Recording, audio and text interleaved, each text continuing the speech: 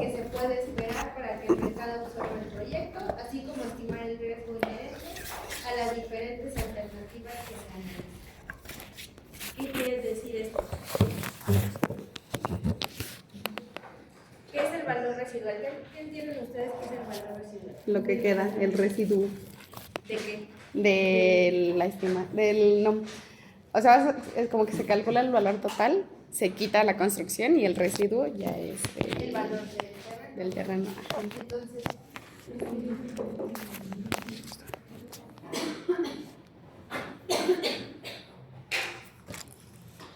Es siempre muy dicho. pero si nosotros solo tenemos un terreno, es decir, todos partimos de que tenemos un terreno, ¿no? Entonces, ¿qué vamos a tener que hacer? Porque me está diciendo Majo que hay que quitar, pero yo solo tengo un terreno. ¿Qué voy a quitar? ¿Qué vamos a hacer? ¿Qué se les ocurre? Se va a quitar el precio o el valor de la construcción. Pero si solo tengo un terreno. Estamos partiendo del hecho que tengo un terreno. Nada más el terreno. Hay que desarrollar el mejor proyecto que se pueda con el uso del suelo que tiene. Exactamente. Esa es la tarea del método residual, que tienen que desarrollar un proyecto que cumpla con las características que ustedes mismos nos acaban de mencionar, ¿no? ¿Me las repiten? Legalmente permitido, Que sea fiscalmente posible y económicamente viable con la máxima probabilidad. Exactamente. Entonces, esa es la tarea que tienen ustedes en el método residual. Y tenemos dos tipos de residuales: el método residual estático y el método residual dinámico.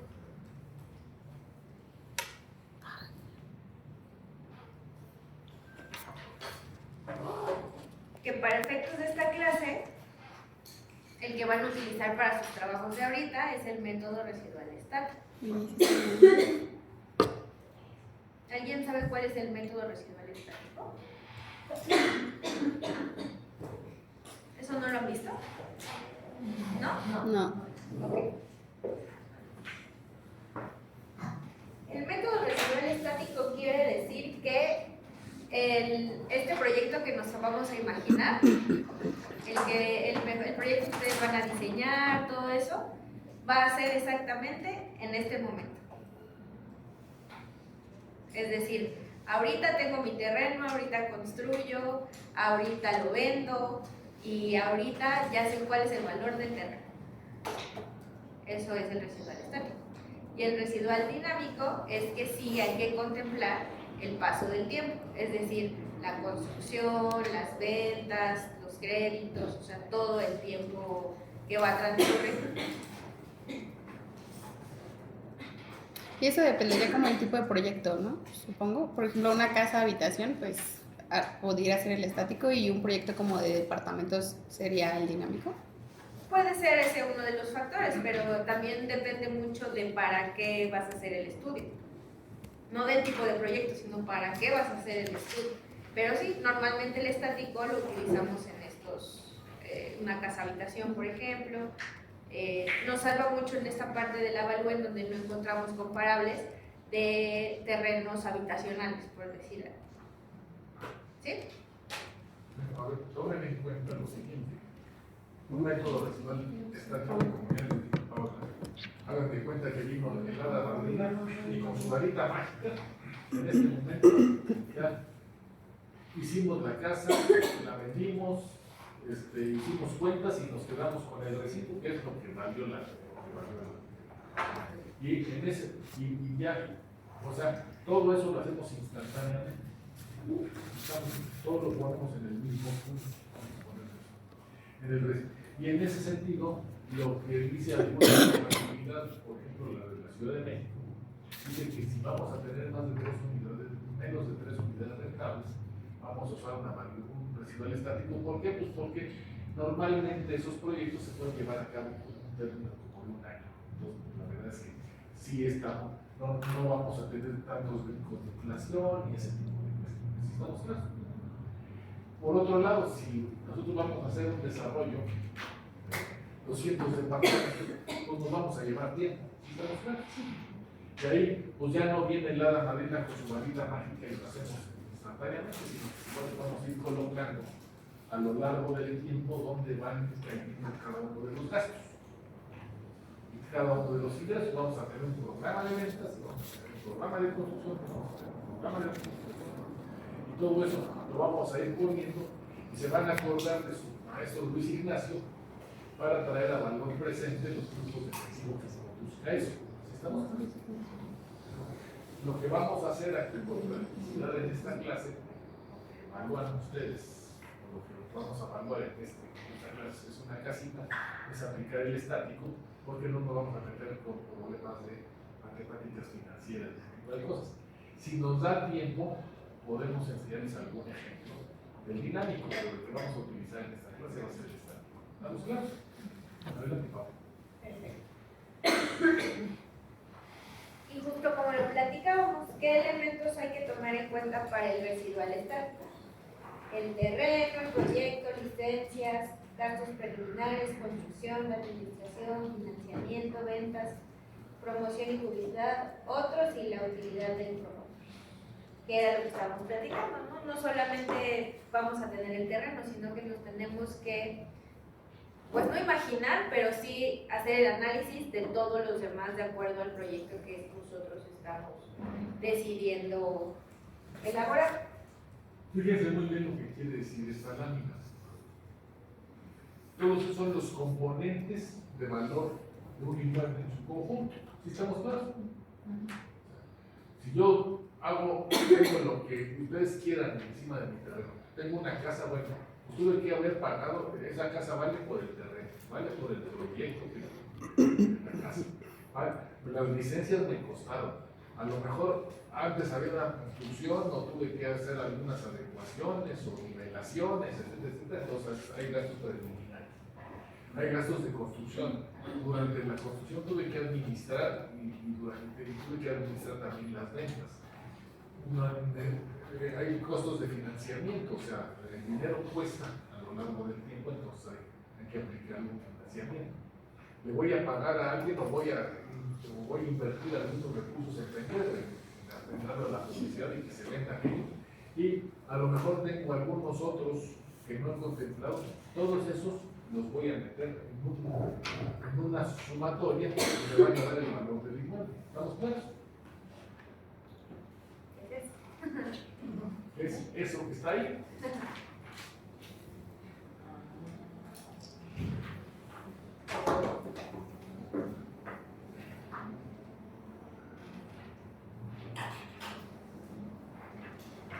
Como nuestra chamba es saber el valor del terreno, pues de toda esa sumatoria de valores y gastos y costos que vamos a tener, o sea, todos esos costos y gastos me hacen el valor de mi inmueble, pero como lo que ando yo persiguiendo es el valor del terreno, pues voy a despejar de esa forma el valor del terreno y entonces va a quedar que el terreno es igual al valor comercial de todo lo que pueda vender en el terreno, menos todos sus costos. ¿Estamos claros?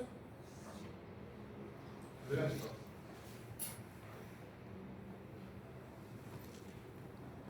Bueno, el primero es el producto inmobiliario identificado. A partir de un análisis de mayor y mejor uso, que ya vimos, considerando sus características comerciales. Primero, el valor unitario de venta o renta, determinado con base en una investigación de mercado de productos inmobiliarios similares.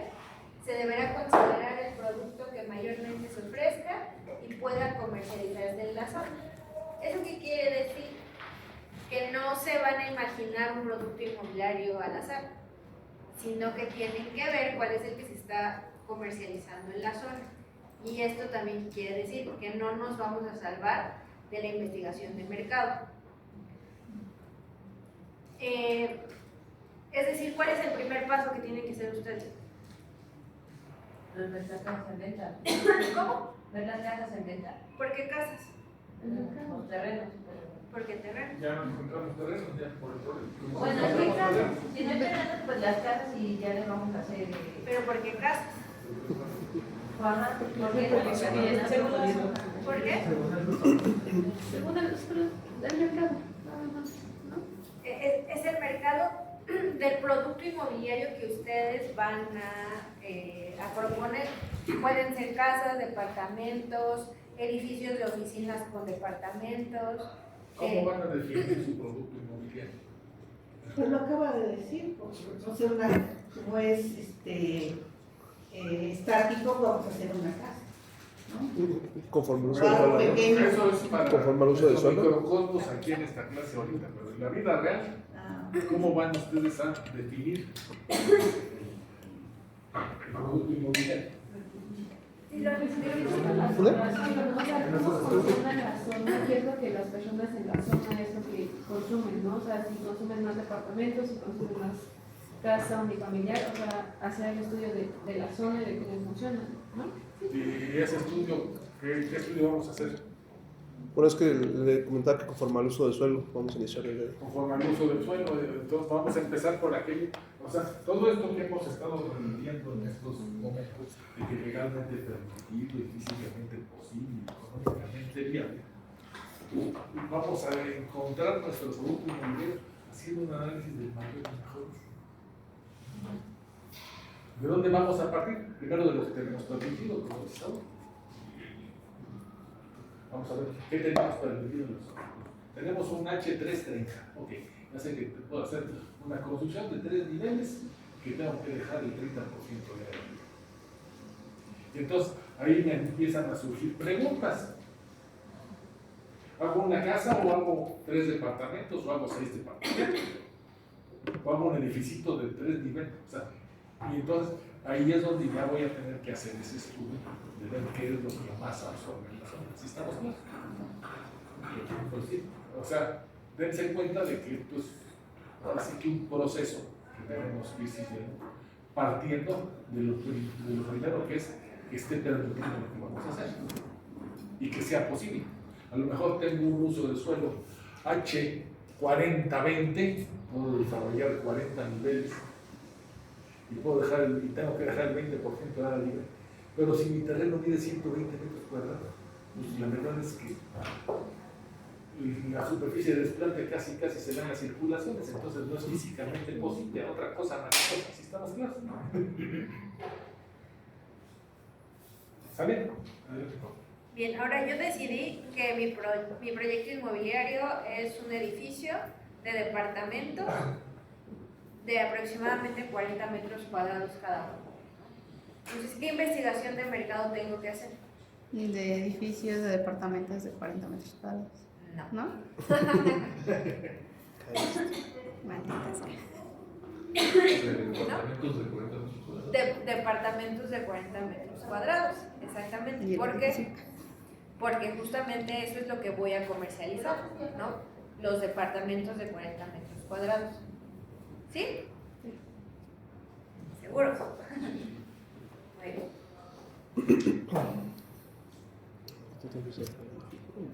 Ya que decidimos cuál va a ser nuestro producto inmobiliario, tenemos que definir el número de unidades a vender o rentar de acuerdo con el uso de suelo y densidades permitidas en la zona.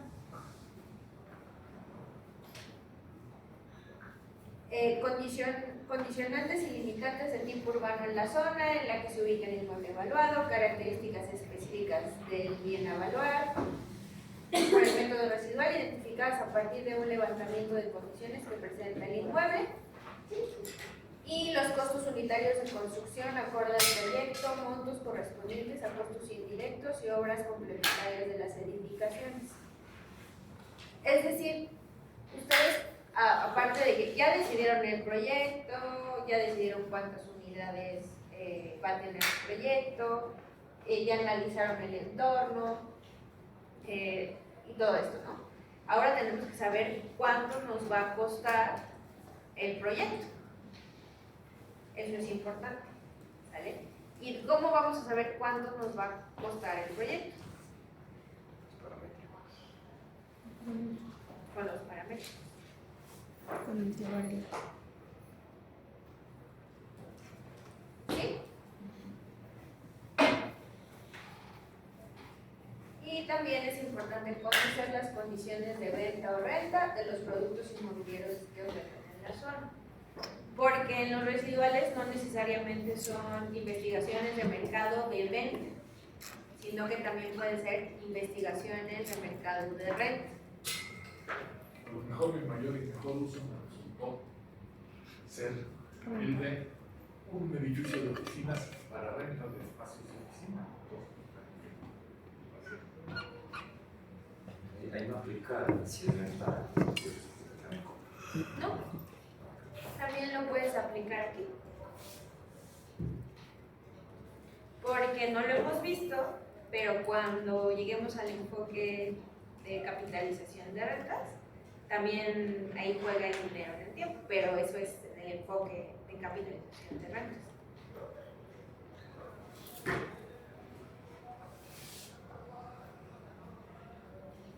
Bueno, lo que ya vimos, que este análisis no toma en cuenta el valor del dinero en el tiempo y por lo tanto calcula el valor residual que puede asignarse a un terreno o terrenos con construcciones a partir de la simple diferencia de los ingresos y egresos que el inmueble genera en un momento dado.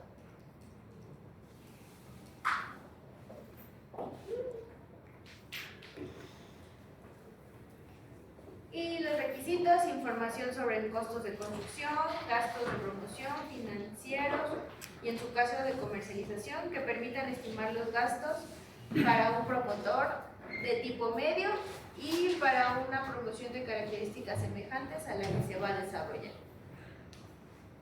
O sea, todos estos escenarios ustedes se los tienen que plantear. ¿Vale?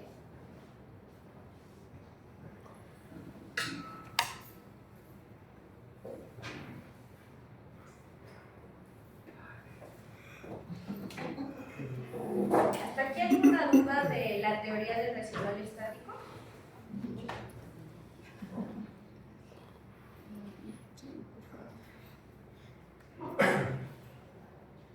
Simplemente recapitulando un poco, ¿qué es lo que vamos a hacer? Vamos a hacerlo en reversa. En vez de evaluar el terreno, que no sé cómo evaluar el terreno, porque no tengo comparables, pues ahora me voy a imaginar que el terreno ya está desarrollado.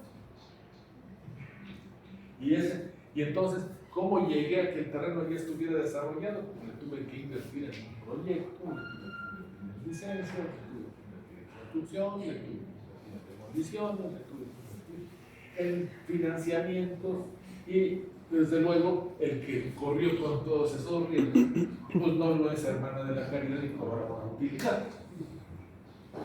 Todo eso se lo tengo que quitar a lo que saqué, que era lo que yo iba a vender, y el resultado va a ser el valor del terreno, si estamos claros.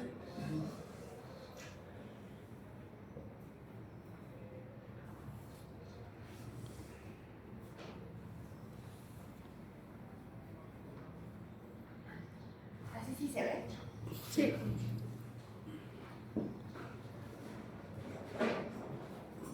Bueno, y este es el ejemplo práctico. ¿Vale? Este lo hizo el ingeniero, cabe mencionar. Fíjense que esa casa es donde yo viví cuando era chiquito. Entonces, por eso me llamó la atención. Y dice residual. Les tengo que decir que no es un análisis que esté actualizado a día de hoy, esto lo hice hace 4 o 5 años. Tómenlo con esas reservas. Pero el mecanismo es el mismo. Estamos en la colonia Condesa, en un terreno que tiene una superficie de 150 metros cuadrados. Y como bien dijeron ustedes todos hace ratito, lo primero que tenemos que ver es el uso del suelo que tengo permitido. Tengo un H320E. Todo fue H320Y. Entonces, yo puedo tener una edificación para uso habitacional de 3 niveles con 20% de alquiler y con una vivienda por cada 50 metros cuadrados de área. ¿Sí estamos claros? ¿Qué quiere decir entonces? ¿Cuántas viviendas puedo tener? 3 máximo. Si el terreno tiene 150 metros cuadrados y me permite 50 una vivienda por cada 50, yo puedo tener 3 viviendas máximo. Y puedo tener 3 niveles. ¿Sí estamos claros? Está facilísimo resolver esto. ¿Cuál es el proyecto ideal aquí en la Colonia Condesa? ¿Cierto o no? No tengo alternativa. Aquí está la ficha de la CEDUBI en aquel entonces, ahora se llama SpotNet, para el nombre de SpotNet, pero es la ficha de la CEDUBI. Aquí está la descripción de los usos del suelo, de lo que tengo permitido, y entonces vamos a empezar a resolver el problema del. ¿Cuál es la situación actual del predio? Actualmente tiene una casa habitación desarrollada en 2 niveles con 2 cuartos de servicio en la azotea, con una superficie total construida de 252 metros cuadrados y una edad efectiva de 40 años. ¿Por qué tiene una edad efectiva de 40 años? Porque ha tenido remodelaciones, adecuaciones, etc. Eso es lo que tengo. Quiero vender, el producto quiero saber el valor del terreno. ¿Cuál es lo que puedo decidir hacer? Pues, o puedo vender la casa como tal, o puedo vender 3 departamentos. La Colonia Condesa actualmente pues, se ha vuelto una colonia, todos la conocen, todos van a echar el relajo, etc. Y entonces se ha vuelto una colonia en la que pues, no, las casas solas ya prácticamente están en desuso. Generalmente lo que se demanda mucho en esa zona son departamentos. Y bueno, pues dado que nos permiten hacer departamentos y que nos permiten hacer una vivienda por cada 50 metros cuadrados de terreno, podemos hacer 3 viviendas, pues es lo que vamos a realizar, hacer 3 viviendas en ese lugar. ¿Estamos claros? Sí. ¿Por qué no analizamos hacer una casa? Porque no sería su máximo potencial. Porque no se va a comercializar adecuadamente. Así de fácil. Entonces, la potencialidad máxima del terreno es la construcción de 3 departamentos y a continuación se procede a calcular la superficie vendible. O sea, ¿qué es lo que me interesa? ¿Cuánto voy a poder vender de esos metros cuadrados que voy a construir? Y entonces empezamos diciendo la superficie total del terreno son 150 metros cuadrados. Le quitamos la superficie de área libre, que era el 20%, le quitamos 30 metros cuadrados y nos queda una máxima superficie de desplante de 100 dólares. Ahí es lo que va siguiendo, ¿verdad? Luego vamos a hacer un análisis de la superficie de desplante. Por normativa requiere un cajón de estacionamiento para cada departamento. ¿Sí estamos claros? Por eso, por reglamento de construcción. Estamos todavía en el tema de lo legalmente permitido. Entonces, se requiere un cajón de estacionamiento por cada vivienda y se van a considerar 12 metros cuadrados de cajón. Según el reglamento de construcción, hay 2 tipos de cajones: hay cajones chicos y hay cajones grandes. El cajón chico es de 220 por 420, el cajón grande es de 240 por 5 metros. Vamos a considerar 3 cajones grandes. O sea que crean un cajón grande. Entonces, vamos a decir que se requieren 12 metros cuadrados, 3 cajones de 12 metros cuadrados. ¿Estamos claros? Y esos cajones los vamos a dejar descubiertos. ¿Por qué razón? Pues para que se aproveche la superficie libre de vivienda. O sea, le ponemos un pisito de adopasto o algo así, y entonces ya tenemos el área permeable que necesitamos.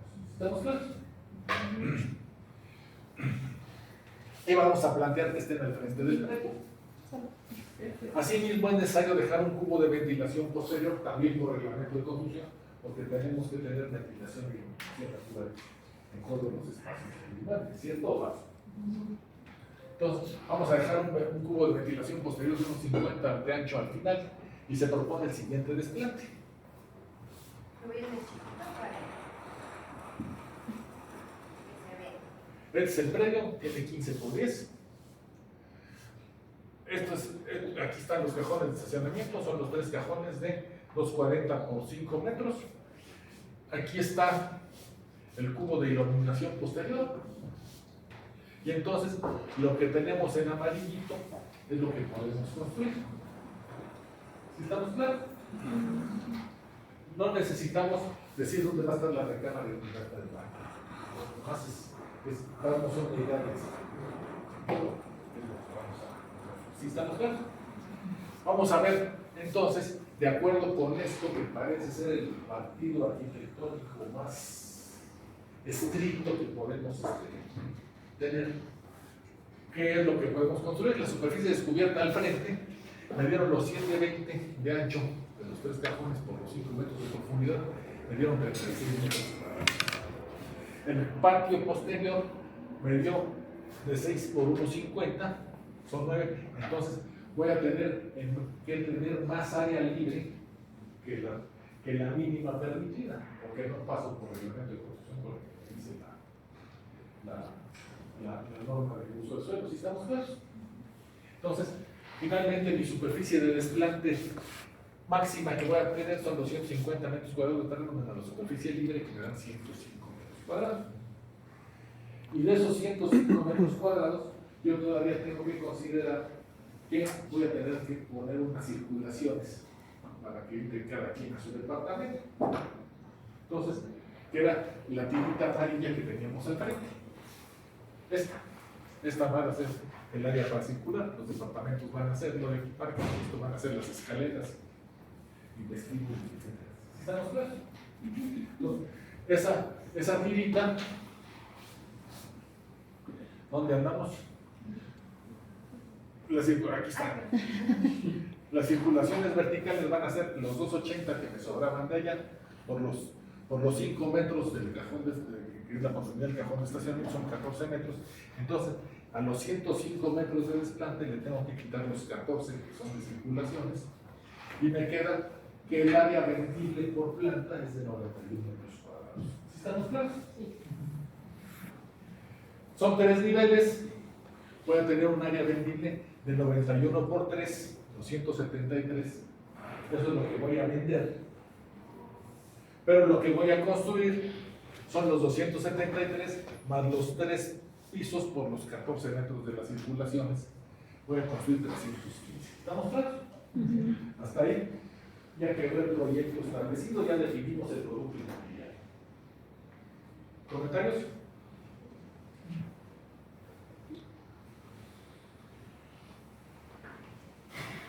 Ahora, ¿qué sigue? Vamos a ver el valor unitario de renta. ¿Qué vamos a hacer? Pues vamos a hacer investigación de mercado en la zona de departamentos que tengan 90 metros cuadrados con un cajón. 90, 100, 80, pero cosas que sean comparables. ¿Sí estamos claros? Y entonces hacemos la investigación de mercado. Aquí tenemos la investigación de mercado, pues encontramos los departamentos que están aquí, uno en la calle Baja California, otro en Ensenada, otro en Cadereyta y otro en Juan de la Barrera, 90, 91, 100 metros cuadrados. Se parecen, hacemos nuestra homologación. Todos son nuevos, todos en ese momento estaban nuevos, entonces tienen factor de 1. Aquí calculamos un factor de estacionamiento a los que tenían 2 estacionamientos, le bajamos el valor que corresponde a ese estacionamiento. La calidad pues, son departamentos nuevos, homologamos por superficie, homologamos por comercialización o por negociación.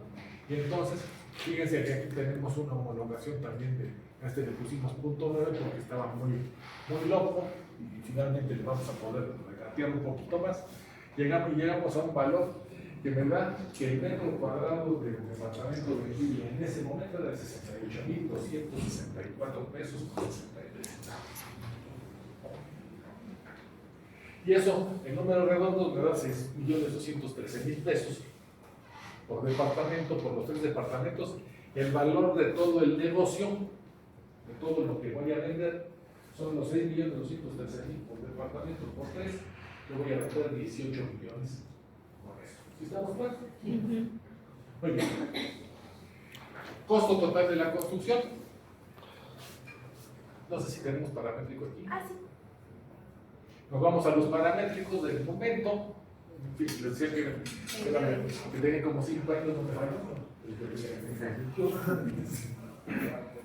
Entonces, en los costos paramétricos, me voy a los costos paramétricos, este es el de Raúl González Meléndez, y me dan que vale 12,513 pesos el metro cuadrado. Entonces, pues en ese sentido, agarro y digo 12,500 metros por los 315 metros que voy a construir. Voy a gastarme en construcción 3,935,000. ¿Vale? Seguimos reduciendo gastos. El costo del proyecto, vamos a considerar el 2% de la construcción, más o menos es una arancel que anda manejándose tanto en el colegio de arquitectos como de ingenieros. Costos de permisos y licencias, vamos a pensar en que se lleven el 5% de la construcción. Eso a lo mejor lo piden ustedes que no lo tomen a tabla, pero lo van a tener que adecuar a sus propios ejercicios. El costo de la demolición, tenemos que demoler la casa que tenemos para hacer el edificio. ¿No? Vamos a demoler los 252 metros cuadrados, entonces, más o menos en un orden de 1,500 pesos por metro cuadrado. Entonces, ya vamos a costos administrativos, vamos a considerar el 2% del costo de la construcción durante el tiempo de la construcción. ¿Por qué? Pues porque vamos a tener que tener el modelado, porque vamos a tener que tener, o sea, una serie de cuestiones adicionales a lo que es propiamente la obra. El costo de financiamiento, vamos a pensar que vamos a pedir un préstamo para un crédito puente para hacer el desarrollo, pedir un crédito puente para hacer el inicio. Y me van a dar un aforo del 2-1, entonces va a tener un financiamiento del 50% a una tasa equivalente a la TIE más 5. La TIE es la tasa de interés interbancario de equilibrio. Y más o menos sobre el mercado de créditos, los créditos puente, o sea, son para la construcción, más o menos tienen ese spread, te dan la TIE más 5. Entonces, bueno, de lo que yo me vaya a gastar, me van a financiar el 50% a esa tasa. Los costos de financiamiento de ventas, promoción y publicidad los vamos a considerar el 4% del costo de las ventas. Esto es lo que nos van a cobrar por vender los departamentos. Y la utilidad del promotor, pues el promotor, por tomarse tanta moneda, se va a llevar el 15%. ¿Sí estamos claros? Esas son las premisas. Y luego ya nomás calculamos. El proyecto, pues ya dijimos el 2% del costo de la construcción. Las licencias, el 5% del costo de la construcción, no de aquello. El costo de la demolición son 1,500 pesos por metro cuadrado, por 252 metros cuadrados son 378,000 pesos.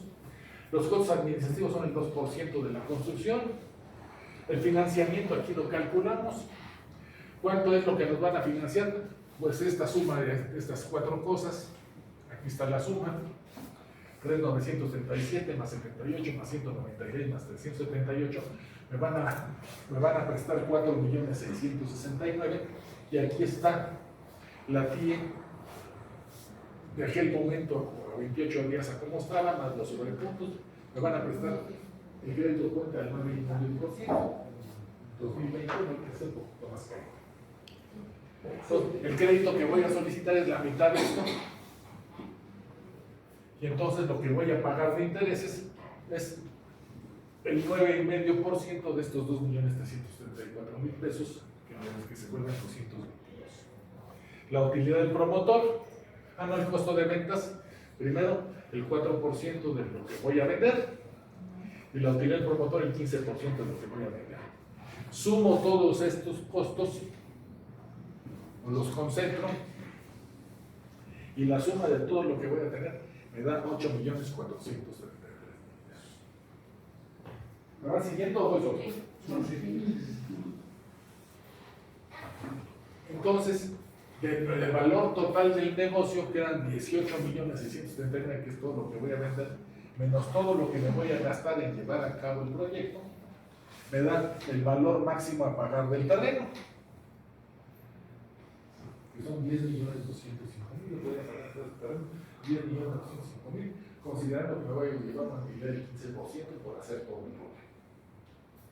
Y entonces, el valor unitario, pues simplemente es la diferencia, la división en los 10,205 entre los 150 metros cuadrados y el valor unitario del terreno en ese momento era de 68 mil pesos. ¿Está claro? Sí. Sí.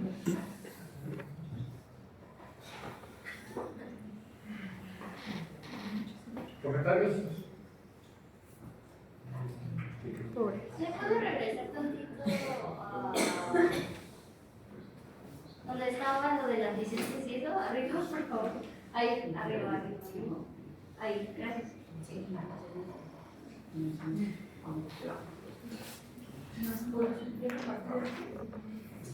Sí, está en la subida.